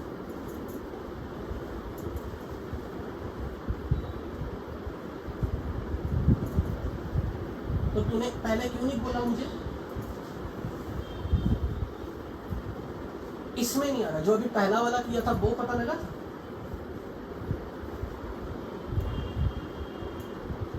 अब इसमें तूने एक चीज यूज ही नहीं की जो मैंने थोड़ी देर पहले एरोज लगा के दिखाइए, बहुत बड़ा हिंट था वो।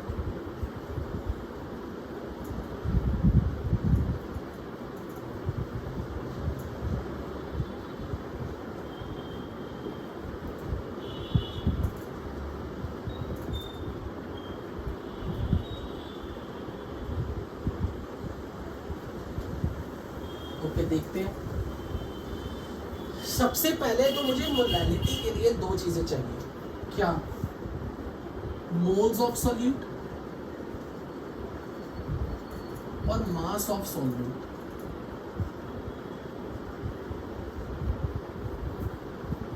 क्योंकि इन्हीं की रेशो से मेरे पास मोलैलिटी आती है। परसेंटेज वेट बाय वेट या मास फ्रैक्शन के लिए हमें हमेशा ही मास फ्रैक्शन टर्म चाहिए। पहले तो मुझे एक चीज ये बताओ, यहाँ सॉल्यूट कौन है, सॉल्वेंट कौन है? इस लाइन से पढ़ के आपको क्या पता लगा? Who is solute? I2 is solute, dissolved in benzene, benzene is solvent. तो मास फ्रैक्शन ऑफ सॉल्यूट हमें पता होना चाहिए था आयोडीन के रिस्पेक्ट में। तो mass of iodine divide by mass of solution.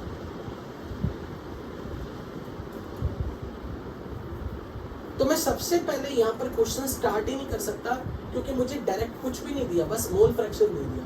पर बहुत बड़ा हिंट है। क्या हिंट है? सॉल्यूशन के अंदर दो कंपोनेंट है, आयोडीन एंड बेंजीन। तो आयोडीन सॉल्यूट है, बेंजीन सॉल्वेंट है। तो अगर एक कंपोनेंट का मोल फ्रैक्शन दिया है तो दूसरे का मोल फ्रैक्शन तो आप निकाल सकते हो, क्योंकि आपको ये पता है total mole fraction of all the component is 1। ये बहुत बड़ी की थी इस क्वेश्चन को सॉल्व करने में। वहीं पे हाथ कईयों के अटक जाते हैं। आप में से भी कईयों के हाथ अटके होंगे स्टार्ट करने से पहले कि कहां से स्टार्ट करें। सबसे बड़ी चीज जो मैंने एरोज लगा लगा के लिखा था, मास फ्रैक्शन ऑफ ऑल कंपोनेंट का total is 1, mole fraction of all components का टोटल इज 1। तो यहाँ ये कीवर्ड था कि अगर आपको पता कि आपके सॉल्यूशन में दो कंपोनेंट है, आयोडीन और बेंजीन, दो ही कंपोनेंट है, और उन्होंने आयोडीन का मोल फ्रैक्शन दे दिया, तो मोल फ्रैक्शन ऑफ आयोडीन आपको अगर 0.2 दे दी तो मोल फ्रैक्शन ऑफ बेंजीन 0.8 होगी। क्या ये थॉट आ गई थी आपके पास किसी के क्वेश्चन स्टार्ट करने से पहले? जिसके पास आई थी, I am giving you like lots of blessings, very very good, excellent, outstanding. ये थॉट ही लाना अपने आप में एक अचीवमेंट है। तो यहां से बच्चा क्या समझेगा? ये लिखेगा आयोडीन के मोल्स डिवाइडेड बाय आयोडीन और बेंजीन के मोल्स का टोटल 0.2 है। बेंजीन के moles divide by total moles of iodine और बेंजीन, ये 0.8 है, क्योंकि ये मोल फ्रैक्शन की डेफिनेशन है। What is N? N is moles. तो अगर मैं इन दोनों को रेशियोज ले लूंगी,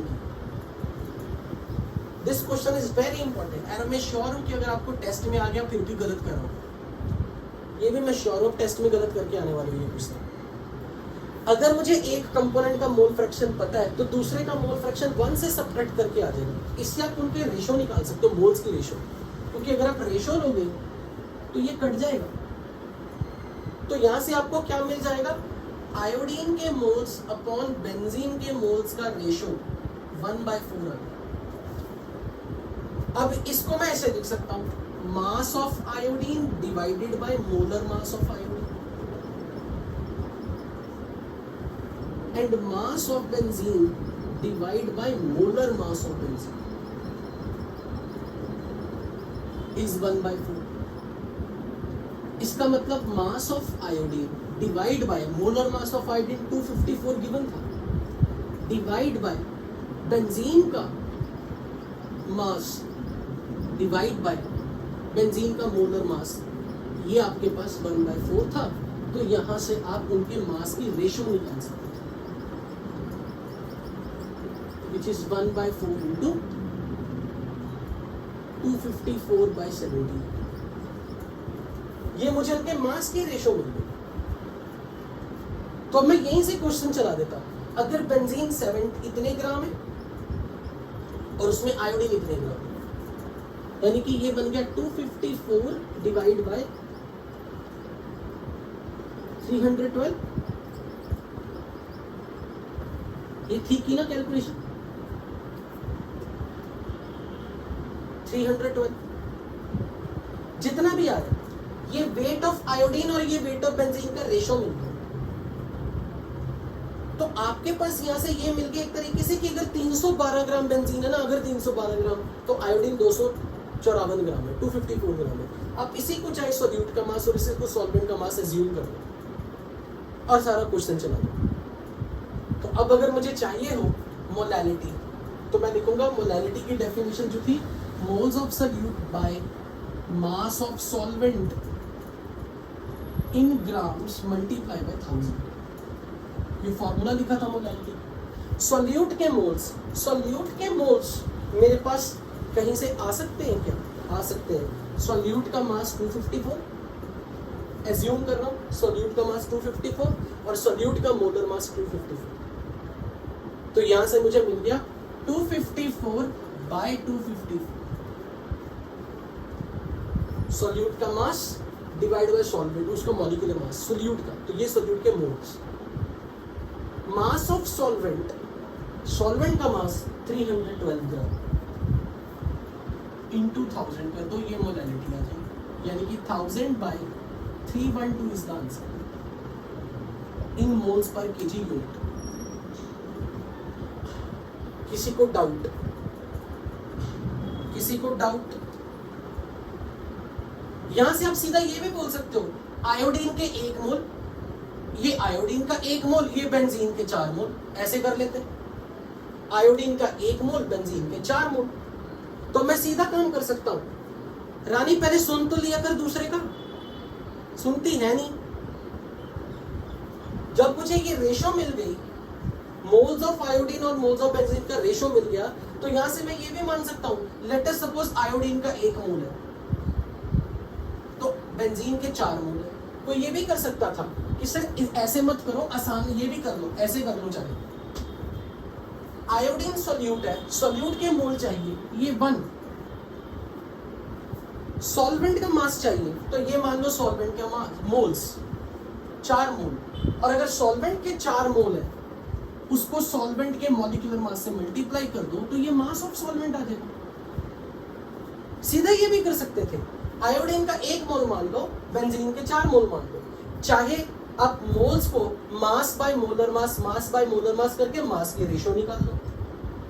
यहां से फिर ये मान लो आयोडीन 254 ग्राम है सॉल्यूट का मास, और सॉल्वेंट का मास 312 ग्राम है। या फिर 1 मोल आयोडीन मान लो, 4 मोल बेंजीन मान लो। तो फिर आप क्या बोलोगे कि भाई सॉल्यूट का 1 मोल है और सॉल्वेंट का मास चाहिए, सॉल्वेंट के मोल पता है 4, तो सॉल्वेंट का मास बनाने के लिए सॉल्वेंट के मॉलिक्यूलर मास से मल्टीप्लाई करना। रानी अब समझ आया? ये मुझे बताइए क्या लिखा मैंने? मोल्स को क्या लिखा? मोल्स क्या होता है? क्या लिखा मैंने? ये mass by molecular mass, given mass by molecular mass. ये W मास ऑफ आयोडीन मान लिया, ये मास ऑफ बेंजीन मान लिया, तो मास बाय मॉलिक्यूलर मास को लिख सकते हैं moles. Mass upon molecular mass को लिख सकते हैं मोल्स। तो मॉलिक्यूलर मास गिवन थे क्वेश्चन में, तो मुझे मास की रेशो मिल गई। समझ आई? अब तो ये मान ले 254 ग्राम आयोडीन का मास और 312 ग्राम बेंजीन का मास एज्यूम कर लो, या फिर 1 मोल आयोडीन और 4 मोल बेंजीन मान ले। तो अब क्वेश्चन में जब मोलैलिटी चाहिए, सोल्यूट के मोल चाहिए, तो सोल्यूट के 1 मोल मान ले। सॉल्वेंट का मास चाहिए, 312 ग्राम बेंजीन सॉल्वेंट है। पहले तो बेंजीन सॉल्वेंट क्यों है? क्योंकि इन बेंजीन आयोडीन बेंजीन में घुली गई है। समझ आया रानी?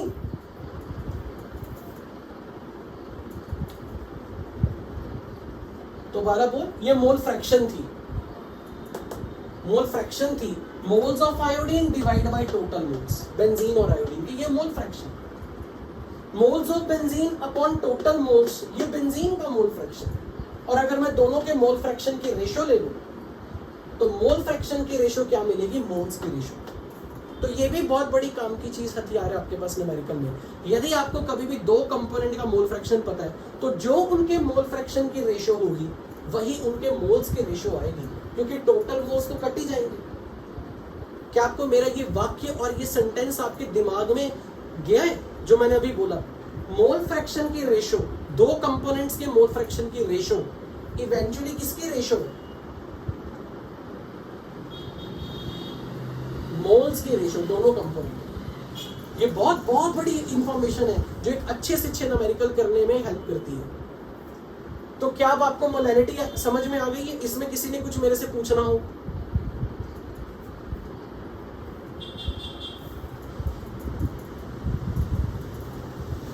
अभी तेरे को मैंने थोड़ी देर पहले कॉपी में लिखा है कि sum of mole fraction of every component is 1।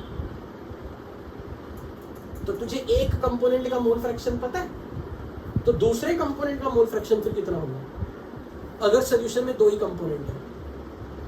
बता मुझे, बता बोल बोल के बता। क्यों आया 0.8? 1 - 0.2। Very good. मैंने कुछ नहीं किया किंशु, मुझे मोल्स ऑफ सॉल्यूट चाहिए थे, मैंने पुट कर दिया आयोडीन के बाद। सॉल्वेंट का मास चाहिए था, मैंने मान लिया 312।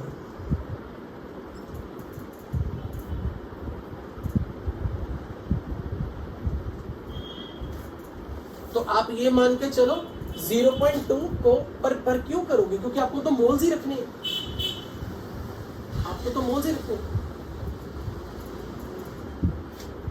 0.2 मोल्स, ये देखना मैंने मान लिए ये रेशियो अगर 1/4 है तो इसका क्या मीन होगा? अगर आयोडीन का 1 मोल है तो बेंजीन के 4 मोल।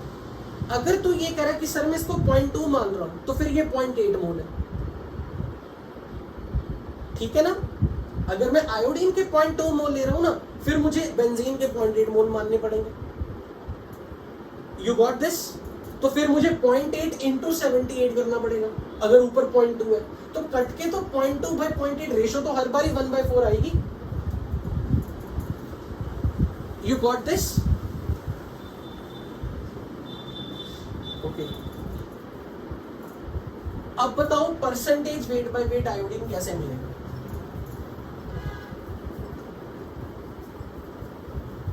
इसके लिए मुझे क्या चाहिए? Mass of iodine divided by total mass of iodine plus mass of benzene into 100। Iodine के हमने कितने मोल मान लिए थे? 1, एज्यूमिंग कि 1 मोल है, तो आयोडीन का मास तो मिल गया 254। या आप यहां से मान लो आयोडीन का मास मान लो 254 एज्यूम, तो फिर बेंजीन का मास 312। तो मैं ये भी कर सकता हूँ 254/254 प्लस 312 इंटू 100। अब यहां से ये मिल जाएगी परसेंटेज वेट बाय वेट। बोलो यस और नो। तो फिर मास फ्रैक्शन ऑफ आयोडीन कैसे निकालोगे अगर ये आपके परसेंटेज वेट बाय वेट आ जाए?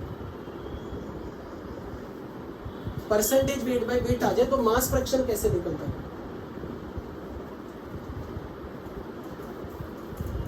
यही रेशो आंसर है मास फ्रैक्शन, क्योंकि mass fraction into 100 is percentage weight by weight. So this will be how much? 254/254 plus 312 is the answer. तो मैं क्वेश्चन होमवर्क में दे रहा हूं, इसका आंसर आप मुझे व्हाट्सएप ग्रुप में मेंशन करोगे सॉल्व करने के बाद।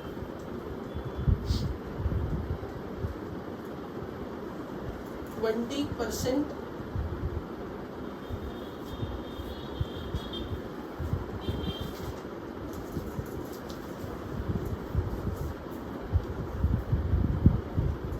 10% weight by wait NaOH। This is इसका मोलर मास में दे रहा हूं 40। ये इंफॉर्मेशन आपको गिवन है 10% weight by wait NaOH। Find molality. Molality जब भी होगी तो सॉल्यूट की रिस्पेक्ट में बताई जाती है विद रिस्पेक्ट टू NaOH। इसका आंसर आप मुझे अभी क्लास में एंड करूंगा, मीटिंग एग्जिट करूंगा, I will close the meeting, तो आपको मुझे व्हाट्सएप ग्रुप पे इसका सॉल्यूशन और आंसर पोस्ट करना, फोटो खींच के बता दिए। Thank you so much.